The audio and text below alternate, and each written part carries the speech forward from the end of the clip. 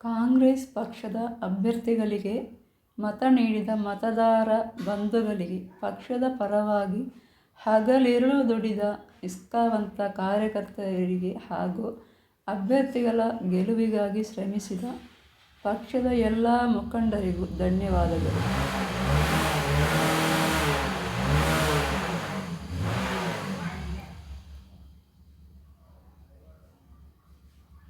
ಚುನಾವಣೆಯಲ್ಲಿ ಜಯಗಳಿಸಿರುವ ಕರ್ನಾಟಕ ಕಾಂಗ್ರೆಸ್ನ ಎಲ್ಲ 9 ಅಭ್ಯರ್ಥಿಗಳಿಗೆ ಹಾಗೂ ಇಂಡಿಯಾ ಮೈತ್ರಿಕೂಟದ ಅಭ್ಯರ್ಥಿಗಳಿಗೆ ಅಭಿನಂದನೆಗಳು.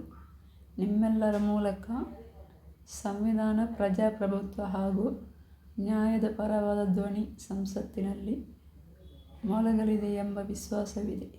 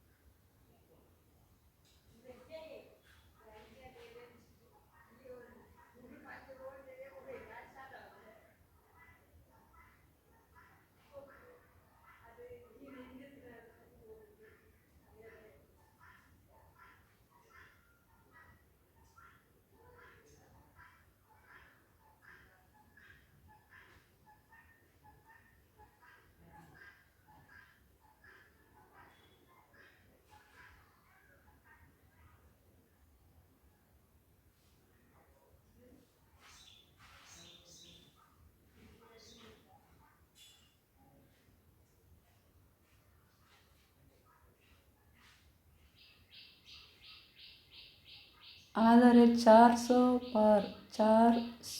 ಪಾರ್ ಎಂದು ದುರಹಂಕಾರದಿಂದ ಕೂಗು ಹಾಕುತ್ತಿದ್ದ ಭಾರತೀಯ ಜನತಾ ಪಕ್ಷ ಈ ಚುನಾವಣೆಯಲ್ಲಿ ಹೀನಾಯವಾದ ಸೋಲು ಅನುಭವಿಸುತ್ತಿದೆ. ಈಗಿನ ಟ್ರೆಂಡ್ ಪ್ರಕಾರ ಬಿಜೆಪಿಗೆ ಸ್ವಂತ ಬಲದಿಂದ ಸರ್ಕಾರ ರಚಿಸುವಷ್ಟು ಸ್ಥಾನಗಳು ದಕ್ಕಿಲ್ಲ. ದೇಶದ ನೊಂದ ರೈತರು, ನಿರುದ್ಯೋಗಿ ಯುವಜನರು, ದೌರ್ಜನ್ಯಕ್ಕೊಳಗಾದ ದಲಿತರು ಮತ್ತು ಮಹಿಳೆಯರು, ಕೆಲಸ ಕಳೆದುಕೊಂಡ ಕಾರ್ಮಿಕರ ಶಾಪ ಬಿಜೆಪಿ ಮತ್ತು ನರೇಂದ್ರ ಮೋದಿ ಅವರಿಗೆ ತಟ್ಟಿದೆ.